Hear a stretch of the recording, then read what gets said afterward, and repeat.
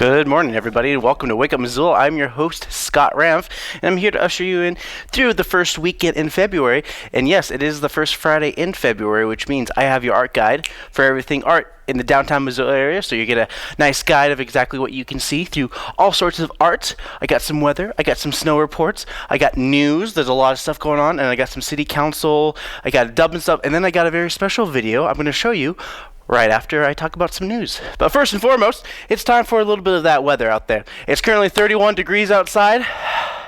Need to slow down and take a breath. The high is going to be 39, your low is going to be 36, so it's going to be pretty much back to those kind of cooler temperatures. But of course, things are warming up for that nice pocket for a lot of that moisture in the air to start turning into snow with the wintry mixtures. And of course, you know, that's just a nice little overview of what you can see. Of course, your low will go down as low as 17 degrees Saturday night, just below freezing, but we're going to stay back up there starting Sunday through Monday as we go into next week. All right, so snow. Hey, snow is pretty prevalent this week, as you probably noticed. Your whitefish, they had about a fresh inch of snow in the last 24 hours, and we're going to look at from onthesnow.com. This is a good resource for finding out whether or not there's snow on the slopes. Green usually means it's good to go. You got whitefish, fresh powder. Big Sky, it's green to go, no fresh powder. Bridger Bull, it looks like you had 4 inches of in the last 24 hours and 35 inches in the last 72 hours. So they got quite a bit of snow. Snowball, 10 inches in the last 72 hours. Discovery Ski Area had 7 inches in the last 24 hours, making it one of the bigger ones as well. Blacktail Ski Mountain Area, 2 inches. Lost Trail, they had 8 inches in the last 72 hours. Showdown really pops out with 24 inches in the last 72 hours. Red Lodge, if you're going to go that far away, you can see about 1 inch of fresh powder over there.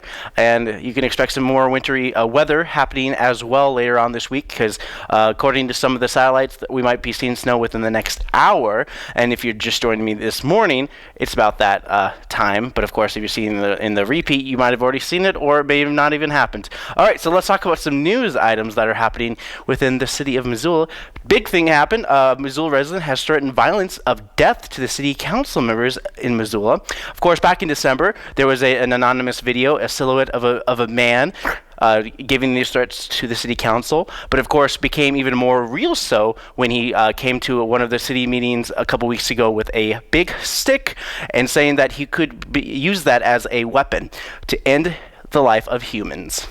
Recently, the city did take notice when he showed up to one of the meetings. The city has banned Brandon Bryant from the current and future meetings and has police and staff for any potential incidents that may have occurred. Of course, he was one of the reasons why the city council decided to have a police officer in there in the first place when he yelled at the city council members, causing them great concern. Okay. So also police have also been in touch with Mr. Bryant just to connect with him, try to connect the dots and talk about the severity of his claims against the city of Missoula and city council. In state news, Republican state representatives Rodney Garcia came under fire during inciting violence and violent intent towards socialists, saying that the U.S. Constitution allows socialists to be jailed or shot. Republican House Leader of the state of Montana, including Speaker Greg Hertz, wrote to Representative Rodney Garcia on Monday asking him to resign following his inflammatory and deeply disturbing comments at a Republican gathering in Helena last Friday. Garcia, he said he'd only resign if God told him to, and Greg Hertz requested a special session for part-time lawmakers into session to see whether or not Garcia should be removed. In national news, Trump was acquitted. That's the big news that is happening this week. I probably could have started with that, but that was a big thing that happening here as well. But one of the big things is that only one lone Republican Senator, Mitt Romney, voted for impeachment. He was waiting to see testimony by Bolton to see whether or not there was reasonable doubt for him to acquit Trump with the other Republicans. And of course, no Democrat voted to acquit Trump, and all votes came to very clear political lines. Albeit Mitt Romney. All right, so let's see. Of course, later on, Trump singled out Romney, later saying that he used religion as a crutch and that things can happen when you fail so badly when running for president. callback to his 2012 presidential bid. All right, so those are a couple of the things that are happening. I'm going to throw a nice lighter note for you guys. We have I didn't notice any new or newer programs that are going to be airing on MCAT, but I do have a fun short video which was made by our very own Graham Martin. He is one of the big producers of the show Dude I Just Drew along with me, and he made this video about us playing the game Red Flags, which is kind of like a apples to apples dating game. So check this out, and then when I come back, I'm going to talk about some movies that are coming out this weekend, so stay with me.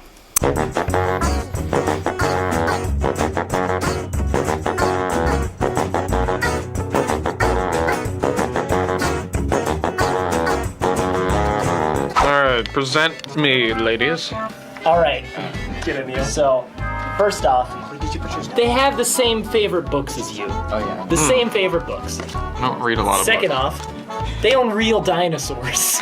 Dinosaurs. All right, so this is your date. This person will never get sick while you date them. Ever get sick. Oh. Great health.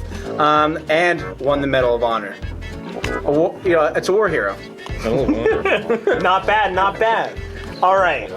Here's something that's great. Here, I'll start with this. They can multiply themselves. Now, okay, that's pretty cool in itself, but also, it's a dog.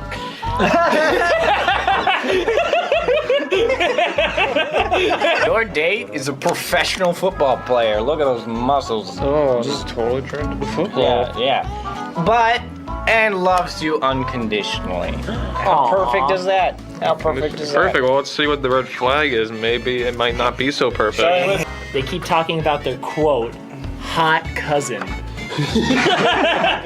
That might be a problem, but if you date Austin's date, they always are bragging about their past sexual conquests. If they have a... dog? I mean, they're a dog, yeah. He loves you unconditionally, but it brings the ex to the first date.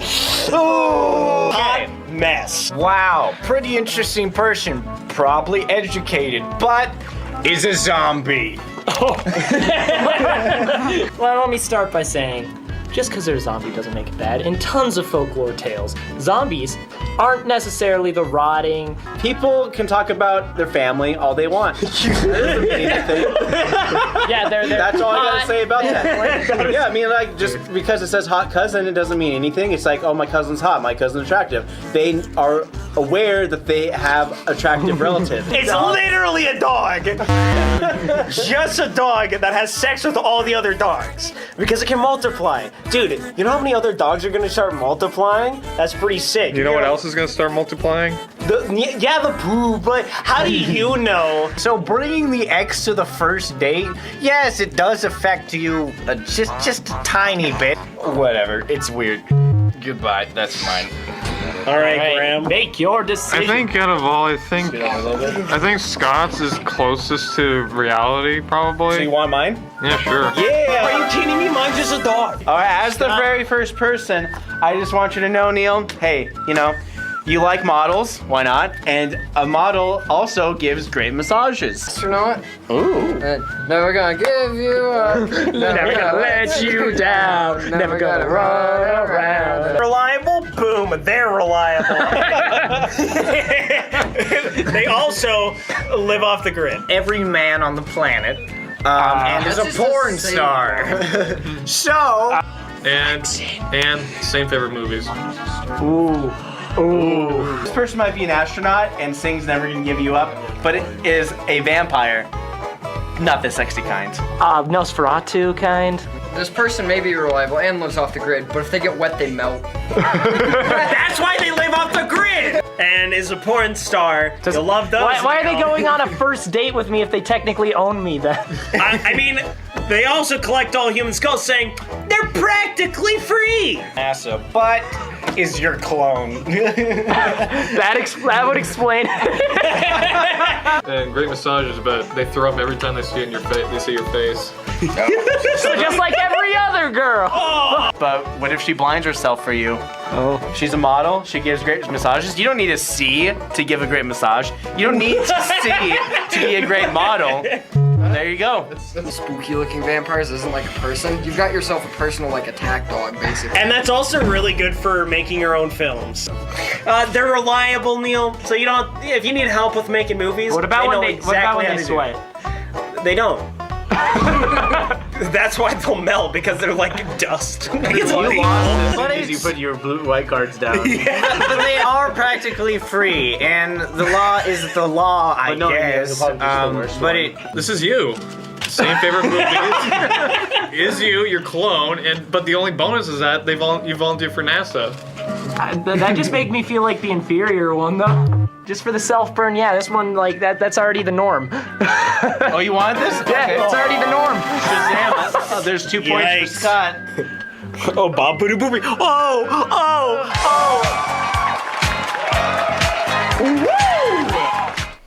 All right, so just so you know, I didn't actually win the whole thing, and you can watch the full video. Just like me on my Facebook page, and you'll get a link to the full video later on as well. All right, let's move on. Let's talk about some things that are happening out in the movie business. Hey, you're going to go see some movies? The movie that's coming out this weekend is the Harley Quinn movie. Hey, so this movie comes at the heels, you remember how good Harley Quinn was in the Suicide Squad movie? Let's do something else with a blonde Australian Brooklyn accent lady. Here we have the Birds of Prey, because all these ladies have a form of bird except Huntress, but we're not talking about that. Who cares? Blah, blah, blah. But you got Obi-Wan Kenobi. He is the villain in Gotham. He has a black mask, all that stuff. He is part of the criminal underworld. Then, of course, you got Harley Quinn, who makes it out on her own without the Joker. So they get over that. The whole thing is like, okay, I'm post-Joker. And then he gets help from a reluctant woman on her quest to be the top dog criminal, blah, blah, blah, something like that. Or maybe she just gets into a situation, because she usually does, and she has to find a way to survive with the help of the other Birds of Prey. So that's kind of what you can get in a nutshell. You know, I don't think you can be any surprised by anything like that, but of course they're probably going to have some great stunts. I saw some great fighting scenes. Cool. That's what you're going to get. The next one up is a horror type movie. So, you know, you go into a cabin in the woods, and, you know, everything seems normal. You know, the relationship kind of starts out there. It's just like, hey, listen, you know, like, I don't like you. It's like, oh, I don't like you either. I was like, and then, like, forces of evil come out. It's like, well, maybe we should try to get along so we can survive this force of evil. I'm just like, I guess. And then they get along. Maybe somebody dies. But, of course, you need to keep the core kind of cathartic characters together to be like, you saved my life, so therefore you're a good person. And that's kind of what this movie kind of shows you, is that the only way you can get along with other people is if your life is threatened. Moving on, we have another movie called Shakira, not to be confused with Shakira, but this tells the story of the dramatic effects of Kashmir in 1990, when 4 million Indians were forced to run from their homes. So basically, this kind of historic drama, but they're going to kind of just use this event to be like, hey, based on true events. So this happened, but the story within this event is completely bonkers. I can't say that other thing I was going to say. But this whole movie is basically kind of following these two lovers / refugees as they just travel India or get away from Kashmir. And yeah, that's the whole movie right there. And I'm sure that you'll probably have some like crazy stuff and thing like that. But you know, I'm sure the events were terrible, but this movie should be as well. All right. Okay, that was a little bit savage right there, but I'm not gonna talk a little bit too much about that. But so those are some of the movies that are coming out this weekend. Not much going on there. You know, Birds of Prey don't really have much competition. You know, you got a horror movie in February.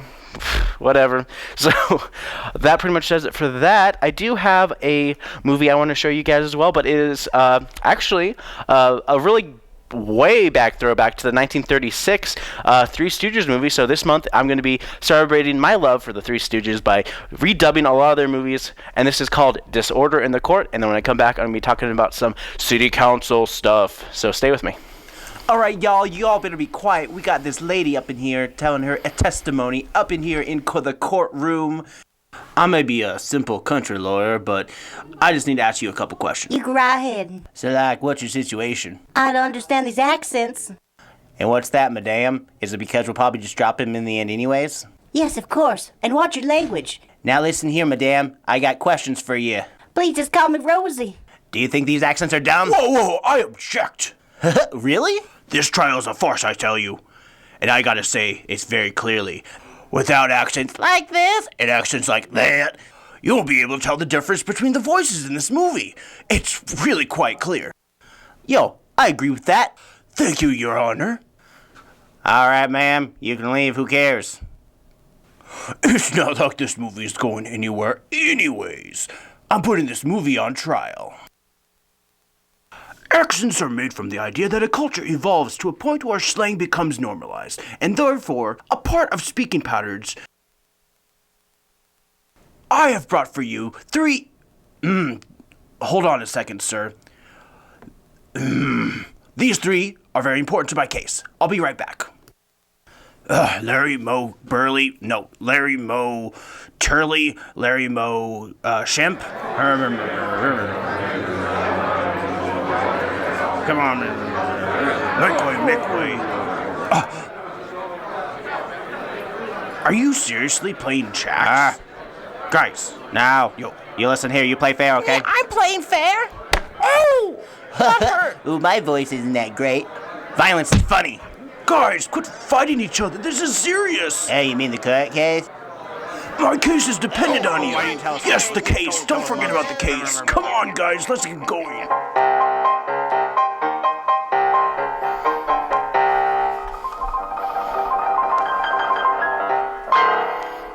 All right, we're going to kick some things off with Scott's City Council report. And of course, the city is talking a little bit more about impact fees. And impact fees are fees that are associated with new developers and developing these sites. It's to charge the developer into building sidewalks, infrastructure, and all that stuff. So the city is updating their impact fee.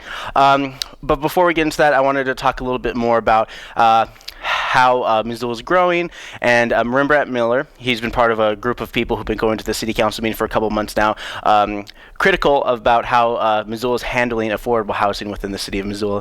So I'm going to show, hold on a second, maybe I missed out on that. Okay, just give me a second, I'll find the clip, I'll get there in a minute. So, okay, so Rembrandt, he talks a little bit more about this, so darn. How unprofessional of me. Okay, so this is what he had to say. Locals can't afford it. Nationally, there are 24 empty houses for every homeless American, and as it stands now, more than half of Rome stands empty, at least as of when I wrote this. And yet we have all these homeless all around us, and we're talking about building even more housing. The council swings on this between two pole positions. The first declaring resolve to solve Missoula's problems, but then when thoughtful citizens provide genuine insight from the ground level into how the council's decisions contribute to these problems that they profess to be pursuing, they'll swing wildly to another position, one of powerlessness, claiming that the state deals with property tax rates, claiming the city council just doesn't have that much power. Look, we're not asking you to solve world hunger or end catastrophic climate change or bring an end to our illegal and imperialist wars around the world. We're not asking you to do anything that's out of your control. We're asking you to come to terms, please, with the very real harm that you've caused to my community. All right, so that's Rembrandt. He's been talking pretty regularly. Most of his concern is that a lot of him and his friends are dealing with the deals of low wages and high housing costs, something that is not just essential to Missoula, but also nationally as well. And the city wants to move forward and trying to provide those kind of affordable housing. And one of the things they're trying to do now is called impact fees. And impact fees, city plans to have impact fees increased by 10%, and as a result would pay for itself in the long run. And of course, if you read the article in the Missoulian, it talks a little bit more about impact fees. But here's Dale Bickrell. He's Director of Admin and Finance for the City of Missoula. He talks more specifics on impact fees and what they affect. But in order to maintain our current level of service that we have today, the study shows that we need an additional $60 million of investment. Follow up. And I'm sure some people would love to be able to ask this question: could we use tax increment financing dollars to fill the shortfall? I think in areas where there's districts and we have the type of projects, yeah, certainly tax increment dollars could be used.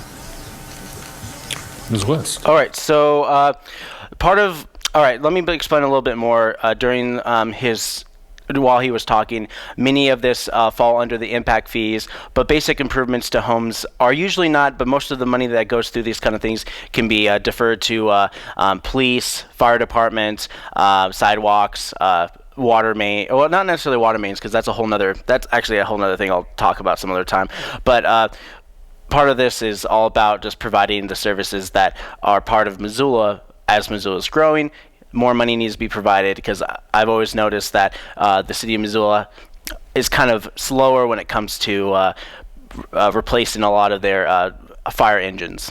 So, but that's only from a couple of years back when they had to replace one of their engines that were 5 years past its expiration date. All right, so moving on. Actually, wait. Gwen Jones does talk a little. No, I don't know why I keep on saying moving on.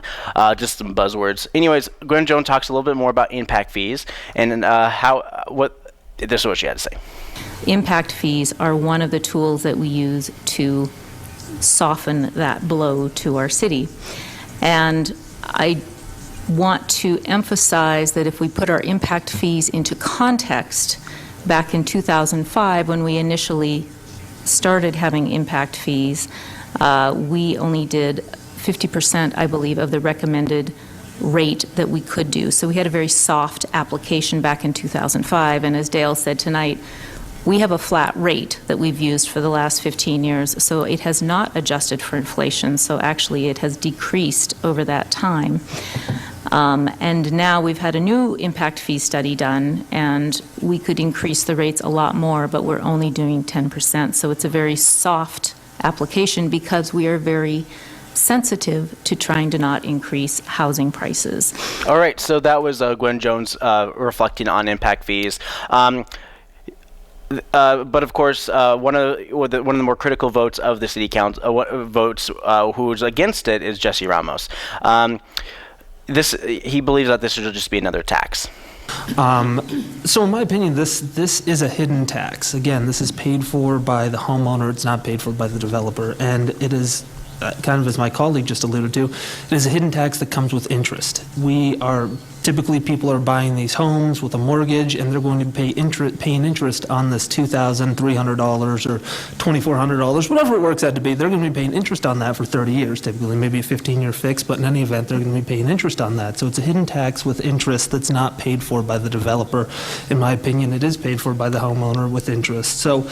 And also, I'd like to see the average home price next to that chart where we kind of saw the different cities where we were comparing, saying, well, we weren't quite as high as these cities.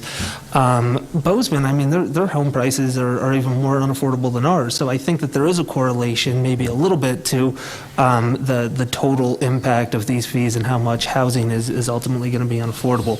So I just wanted to bring it back to something that Mr. Bickle said, not putting him on the spot, this is just something to highlight it, that these impact fees are meant to cover capital costs that would cover their proportional share of increased infrastructure usage. So I just wanted to hit on those real quick. So there's roads, police, fire.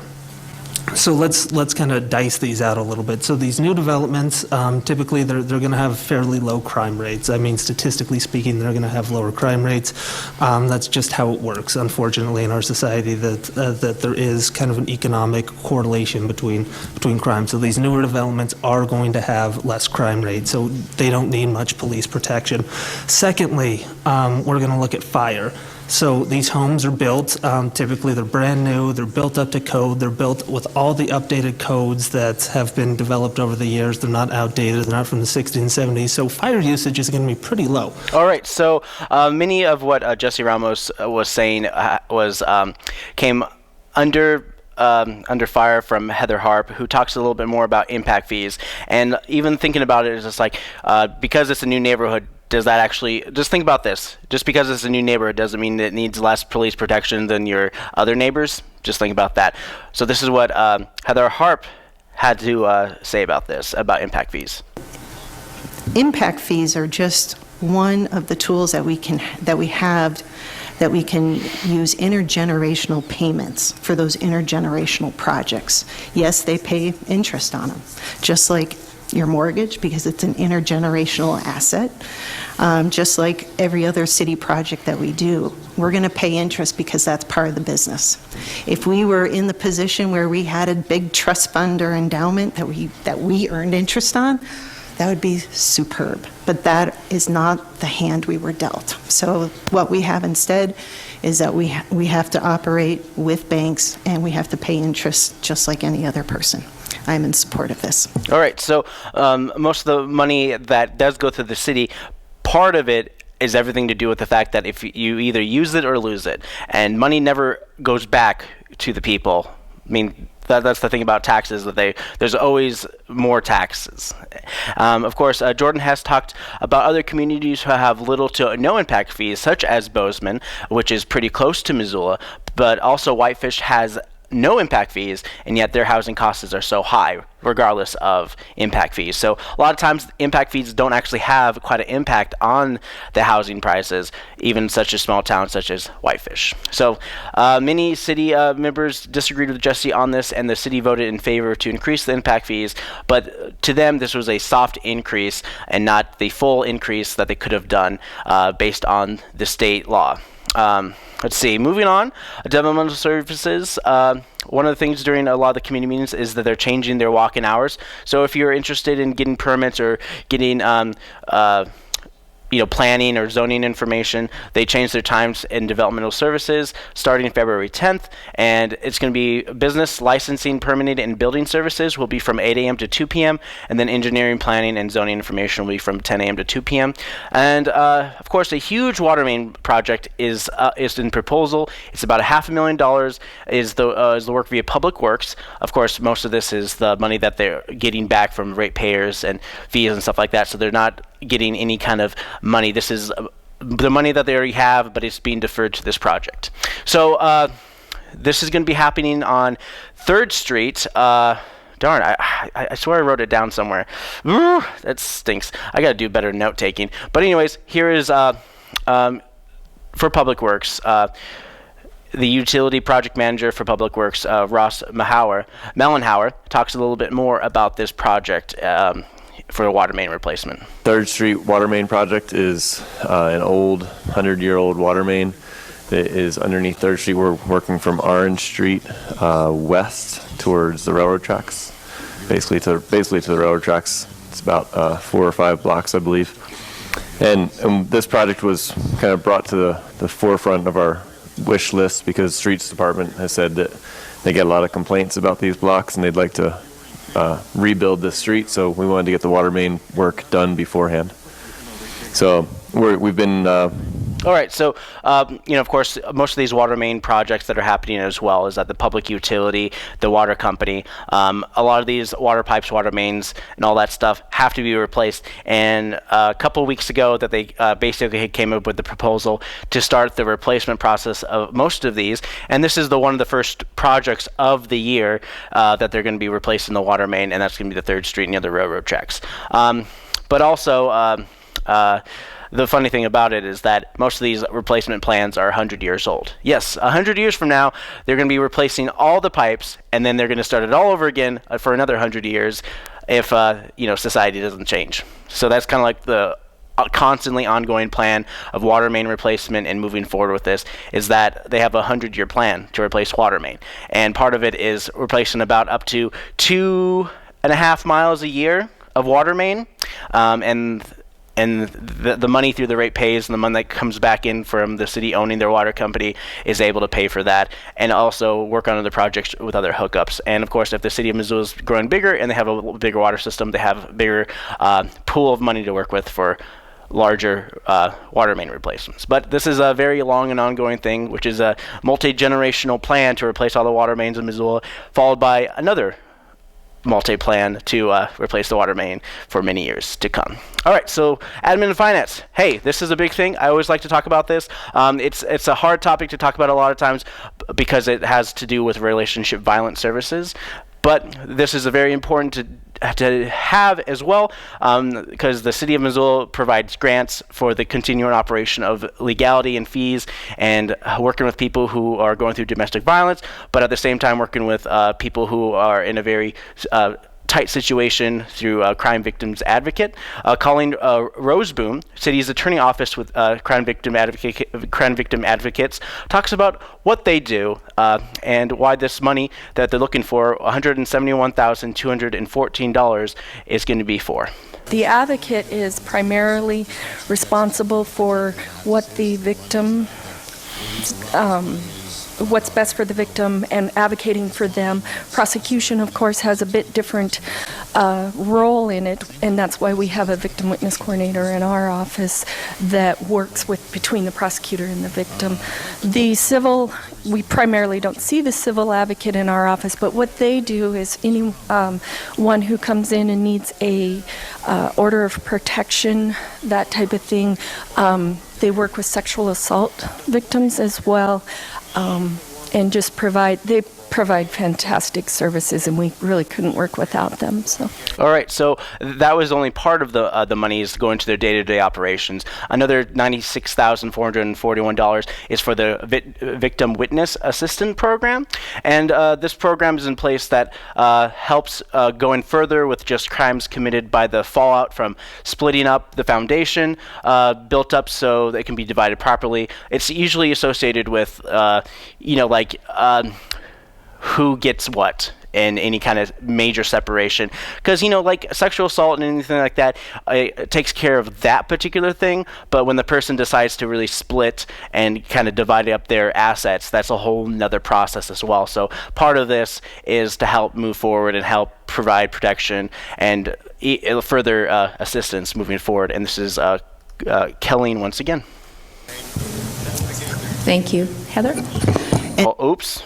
Here it is. As soon as we get a case referral, which is when a person comes in and pleads not guilty in the municipal court, we reach out at that point to the victim, which is something we hadn't done in the past. We have a very transient population at times.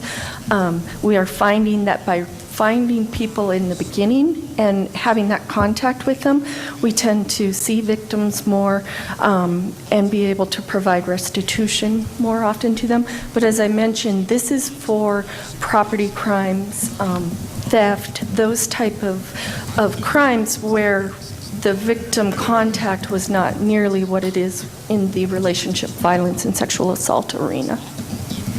So basically, you have you're in a relationship and your ex or whatever steals your car. That's kind of like in that regard. It doesn't always have to necessarily mean sexual violence towards one another, but most of these programs are in place for doing many different things, which it keeps victims updated of ongoing court cases, help clients to request restitution for losses, damages, or medical expenses, explain how the court process works, crisis counseling and emotional support, assist victims when filing out an order of protection, so a restraining order. And most people don't know that you can actually file a softer restraining order, which pretty much puts a hearing up. So if you have somebody who you think you should put a restraining order on, you can just do it without fail, and then the court will decide whether or not this person has to have a more permanent restraining order. Like, I can just point at a random person and be like, I'm putting a restraining order on you, but it usually affects people who are under the same household. That's usually it's a lot easier to have that restraining order for when you're under the same roof as the same person.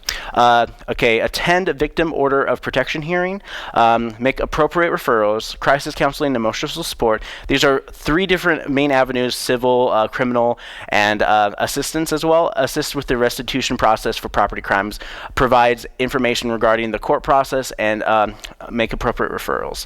And I think it is also very important, and it's been around the city of Missoula for many, many years, that helps a lot of domestic people who have been affected by domestic violence, and particularly those who commit those crimes, by offering them the right tools and support for them so they don't continue the process moving forward as well. Because it doesn't just help the victims, but it also helps, it gives the proper support for the ones who commit those crimes. Because, like supporting criminals, but not in the way that you think. It's more about in the way of just providing them the services put into place so they can get the proper training for moving forward to being just better people. Because just punishing them sometimes isn't enough, but also being able to be a good source to help them along the way as well. So that's what CVA does.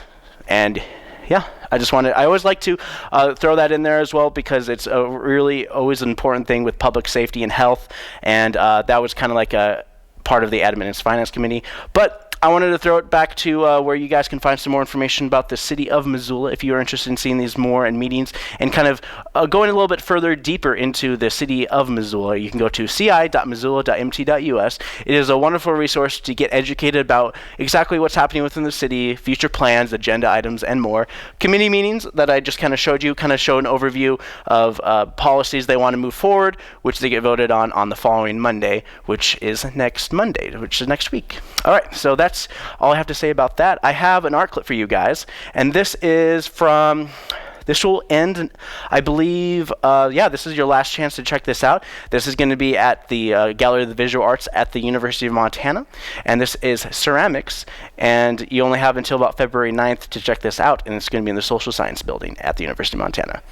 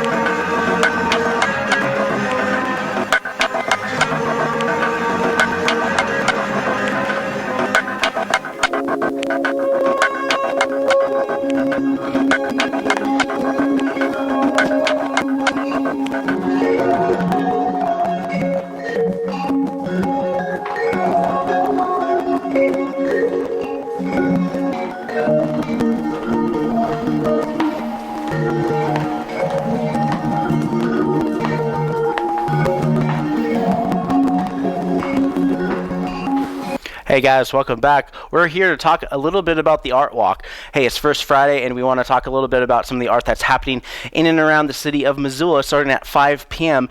every first Friday of the month. So here's your first guide. It is Rudy Audio. It's going to be at the Radius Gallery, which is on their new location at 120 West Higgins Street. Don't tell me how I remember the address. Sometimes it just pops into my head and I know that. So Radius Gallery is a contemporary art gallery in downtown Missoula dedicated to showcasing the skill of contemporary artists as well as fostering an energetic form of discussing art and its vitality in the world today. And Rudy Audio is going to be featured there. If you don't know who Rudy Audio is, if you're any kind of ceramicist artist, he's the guy to go to for the future, past, present, and just kind of completely changing how we look at ceramics. The next one is what we have here. If you can read what that says, this is going to be at the let's see here. Let me double check that. Yes, Missoula Art Museum. Experience MAM's engaging exhibits free after hours. This is from 5 to 8 p.m. This is Gordon McConnell, Black Shapes Stenciled Across the Road. It's acrylic on hardboard panels. So this is Gordon McConnell. He's going to be featured there. Sometimes they usually have some kind of artist talk starting around 7 p.m. at the Missoula Art Museum. It's totally worth checking out. Next up, we got Utah Wonders, Gallery 709 inside is the art and framing. This is the one that happens. Let's see, Lee. So this is Lee Silliman. Lee captures Utah rock formations in stunning black and white gelatin 8x10 contrast prints with its large format view camera. This is happening all month of February, and it's going to be opening tonight. And it's going to be off their Gallery 709 inside the Montana Art and Framing. And that's Ronan Street. So if you don't know where Ronan Street, if you're going down Russell Street and you want to, just before you cross the railroad tracks, you take that left and you're basically on Ronan Street. Usually that's pretty much the easiest way to get there. But if you wanted to go down 6th Street, that's a way to get there as well. But you always have to go down 6th Street to get around there. All right. The next one up is Pat Cross, and he's going to be. They're going to be showing quilts, a passion for color and line. The medium is fabric, both commercial and hand dyed, along with embellishment on some quilts. As a quilter and calligrapher, Pat enjoys the details of quilting and the results of spending time working with fabrics and papers, especially with combining colors in her work. The next one is called Love Is. Question mark? Because it's in the bubble thing. Love is often described as the most important thing, and perhaps is, but what is love? Does it mean the same thing to everybody? Is it different to love or to be loved? This multimedia interview-based installation examines these questions and more, and it's going to be at the Frontier Space tonight. Elaine Davis, Berkshire Hathaway Home Services, will be featuring Elaine Davis. And for the show, they have chosen paintings of various subject matters, landscapes, animals, and people in floral. She likes to represent the here and now, but also capture the past with admiration of the handwork done by those living before us. And that's going to be at the Berkshire Hathaway Home Service Missoula Properties. Up next, we got Lake Missoula Tea Company, a Danish potter, Annette Prince. Of course, she is doing a talk next Tuesday from 6:15 to 7 p.m. with some free tea. This trained potter is premiering their pottery tonight during First Friday. Of course, she's been a trained potter since 1978. Annette Prince has taught in institutions and schools and participated in many shows over her broad career, including large-scale ceramic installations. She currently lives as part of an art collection in the Danish countryside, her ancestral home, and specializes in Unitarian pottery, highlighted with fun, playful accents. She is one of our current potters in residence at the Lake Missoula Tea Company. Next, we got Katie Olson, First Friday Art Show at the Collective Elevation. Come and check out the lovely artwork created by wonderful Katie Olson. It is inspired by the simple things in life that give that beautiful, warm feeling inside, the organic, wholesome moments when we stop to truly admire the beauty of a thing, whether it may be. Join us 5 to 8 p.m. at the Collective Elevation. They have snacks, drinks, and all that stuff. The Dana Gallery is having a new installation. It's called Celebrating Black History Month's Stories of the Soul. Dana Gallery announces this showing Stories in Soul study celebrating Black History Month with over 35 African-American portraits and 14 mixed media pieces by local artist Deborah Pollard. The portraits of both men and women reflect the dignity, pride, and determination of individuals they portray. In the paintings, mostly in acrylic, Pollard uses popsicle sticks to create powerful markings of energy and texture. The underbelly of the paint, rendering and layering of paint enhance the depth of character and personality of the subject. We got from three-dimensional art, and this is going to be at Betty's Divine. Mike Huberman is based out of Missoula, Montana. He creates dynamic, realistic space landscape using spray paint and unique methods. Huberman's artwork captures the pitted, rough, and strange textures one would expect to find on the surface of planets, no matter what the weather. Huberman's work outside allows elements of constantly affect his artwork. He embraces spontaneity while mastering the preciousness in his accuracy of space. We got a cure for the electric blue, and this can be featured at a Draftworks Brewing Company. Draftworks is doing a first night. You might interest the artists in the first Friday night crowd lurking with the giggles. That's what it says in the synopsis. But this is, this is artist B. Martinez, who made that. Up next, we got henna. You like that henna? It's basically kind of like where you draw on yourself with a more semi-permanent ink, and it lasts for a week or so. But this is a really cool thing, and it's going to be at the Liquid Planet's new location, which is off of Broadway, and it's located, it's basically in their new location. They're doing get some fresh, lovely henna tattoos made from scratch from start to finish using sustainably sourced henna and organic essential oils. Yes, the keyword essential oils. There will always be cones available to purchase for folks who want to practice and learn themselves. Celestial Henna, as a local 3-woman henna artist collective who respect and honor the many styles of symbology that are a part of many cultures from which henna is found. Hey, just so you guys know, Valentine's is coming up, and up next we got Zach the Zootown Arts Community Center is hosting a Valentine art making. Hey, a lot of times you're looking at art. If you get inspired, you go to Zootown Arts Community Center and make your own art.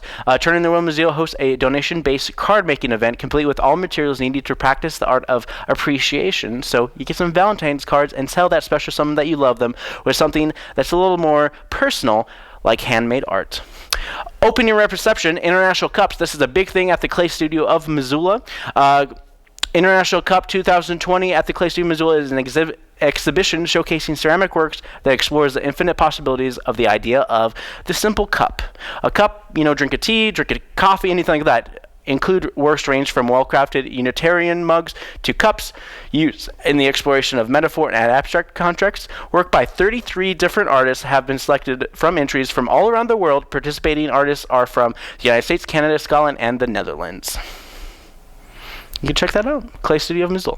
And that pretty much wraps up all your art stuff. I have another art clip for you guys, and this is an art installation that's pretty much happening, at the Missoula Museum, Montana Museum of Art and Culture. It's in the Par TV building where the Montana Theater is, and this will be on pretty much until June, so you got plenty of time to check this out. But when I come back, I'm going to talk about some events that are happening in and around the city of Missoula right after this.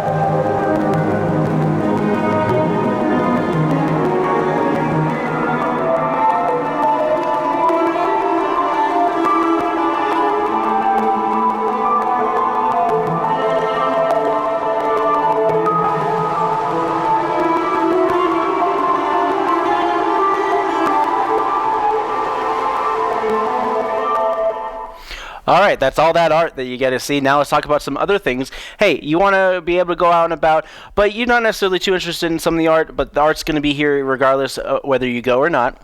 So, you want your kids to be interested in books and get involved with books. Missoula Public Library hosts their Tiny Tales and Story Time every single Friday, 10:30 a.m. They also have a whole bunch of things also moving forward. And then, of course, it's a great way for kids to learn new words and get engaged in reading. All right, I'm just talking in circles now. Hands-on Science, Dinosaur and Fossil, Spectrum Discovery Center. It's Wednesdays through Saturdays from 11 to about 5 p.m. This is a great way for kids to get in hands-on science, and they're talking about dinosaurs and fossils, so maybe they might be using some of their sand areas to bury some fossils so your kids can find it. Check it out.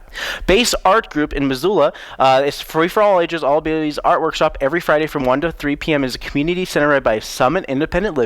Everyone is welcome, and they offer supplies. And Base Missoula is located off of Alder Street, but if you go down Spruce Street, it's kind of a house on the corner of that area as well. It's pretty close to the St. Patrick Hospital. You can't really miss it, but just check it. It's on the Alder Street part of Missoula. Teddy Bear Sleepover. Back to Missoula Public Library. If you have a teddy bear and if you want your kid to take their teddy bear over to the public library, you can leave your fuzzy friend overnight at the public library and pick them up sometime tomorrow on Saturday. It's always a cute thing. I just love those teddy bear sleepovers. It's such an adorable thing for kids to do. Parents Night Out Occurrence. This is part of this is that they're doing a drop-in for kids, so parents can enjoy the downtown fun from 5 to 8 p.m. It's $15 per child, and of course pre-registration preferred, but is not required. You can just drop on by. You take them over to Currents Aquatic Center. Boom, your kids are there. go out into the art world of the downtown city of Missoula and just check all that out and more. But of course, I just also wanted to mention that if you're not making a Valentine's card at Zach, you can also do a Soft Landing Gallery Open. And this February, Zach is collaborating with Soft Landing Missoula to host a show by 3 artists who are refugees from the Democratic Republic of Congo. And they're going to be showing their works happening tonight as well, part of First Friday. They didn't have any art. I couldn't really show it because I didn't have a picture of representation of their art as well, so I just wanted to give a shout out to that because Soft Landing is a very important thing and very big thing in the city of Missoula as well. Backcountry Film Festival, the Wilma, Logjam Presents, and Winter Wonderland Alliance are pleased to welcome Backcountry Film Festival live at the Wilma starting tonight at 6 p.m. Tickets are on sale now. Logjam Presents, all that stuff. But one of the things that just kind of came out of nowhere is the Foresters Ball. If you're a university student, you probably got bombarded with notifications about the Foresters Ball. But if you're like me within the city of Missoula, I haven't heard too much about this. But so a lot of the forestry department took a lot of wood and built a forestry set, so it's going to be the Forester's Ball. Bring out your best plaid and best overalls. Enjoy some fun with a lot of dancing, beer gardens that looks over the entire event, a barber with an authentic 100-pound barber chair, merchandise, museum chapel, to get married or divorced, enjoy the town, and much more. Open to the public. Doors open entry 7 to 10 p.m. Friday and Saturday, so it ends at midnight both nights. So if you missed tonight, you can always go tomorrow. And I wanted to say this is because this is a kind of an awesome collaboration that's happening tonight as well at the Missoula Symphony Orchestra sleepover at the museum, but you don't actually sleep over. So at the Denison Theater of the University of Montana, the young and the young heart won't want to miss this annual family concert. They have a long-standing tradition of introducing classical music in a fun, often hilarious way. So the symphony orchestra is the main crux, but they also have a couple actors coming down part of this for kind of like a show on stage while they have props, all sorts of things. So they're really just putting all in for this one night event. And it's $8 for all ages, happening tonight. It's actually much cheaper than I would have imagined it would have been based on all the other events. All right, so that's pretty much it for your Friday night. If you are interested in finding out more, you can go to MissoulaEvents.net, but I want to jump into Saturday before I run out of time. Orchard Homes Winter Market. Hey, if you are missing the Farmers Market, Orchard Homes, it's the Country Life Center just off of 3rd Street, off of Reserve. Yeah, that far away. Off of Reserve Street, but you don't have to touch Reserve Street, you just have to cross it. But 3rd Street, and from 9 to 1 p.m. they have a winter market. It's like a farmer's market for people who like it during the winter. Learn to play pickleball. City Life Gym, this is the one that's located off of Brook Street, and the new City Life building right next to the where they put the new Dairy Queen. Learn to play pickleball. And they have level 1 clinics. It's starting at 10:30 a.m. tomorrow morning. This is for ages 12 and up. Learn the basics of the game and get ready for an open or league play. $6 per session, and they meet at 10:30 and they go until about 12:30. And the next clinic is February 22nd. Winter Storytime with Stephen Small Salmon. Travelers West State Park is a great educational event for a lot of people just to go down there and meet some people. A lot of Native Americans talk about some of their journeys, some of their past, and some of their culture as well. But this one is mostly about Traveler's Rest, is really much about connecting to Montana roots. And in this particular one, he talks his journey as an actor and as an elder of the Oriole people. Sorry if I butchered that. Stephen Small Salmon also works hard to keep language and culture alive, teaching Nuswickim. Sorry, I'm butchering this, but it's Salish language school and serving on the Salish Pend Culture Committee. Okay, and then if you're interested in also doing anything, dropping off your kids and letting them kind of do something creative and create their own videos, stop animation, MCAT Saturday drop-ins are happening every Saturday from 1 to 5 p.m. It's $10 for kids, $15 for siblings. So if you have 2 siblings, it's $15 for the both of them. If you have 3 siblings, it's $15 for the 3 of them, but it's $10 per kid otherwise.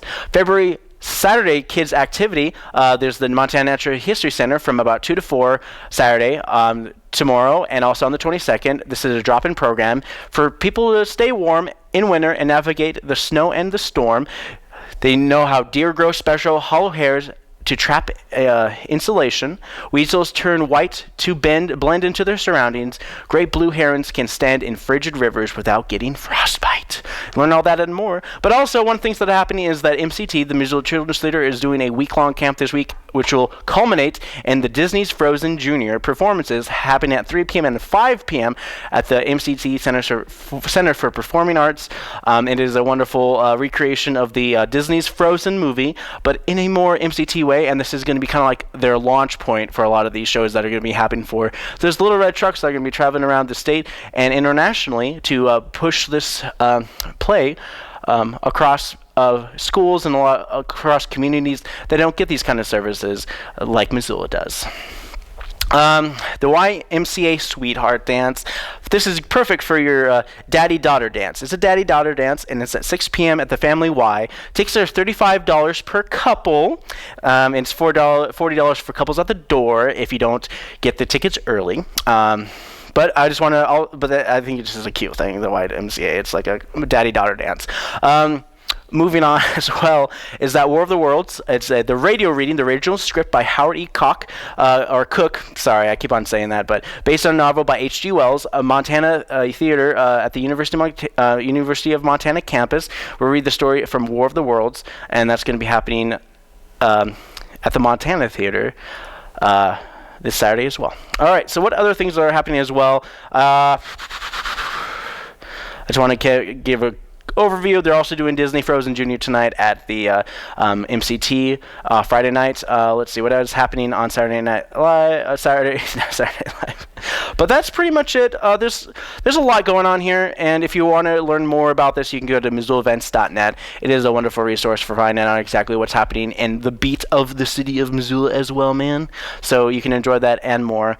But I want to end the show quickly, well, not really quickly because it's almost by the hour. So I just wanted to say thank you for joining me. And for Wake Up Missoula, I'm Scott Ramp. I hope you guys have a wonderful weekend. It's going to be a semi-cold weekend, and you might get some snow, so watch out for that. So thank you. Goodbye.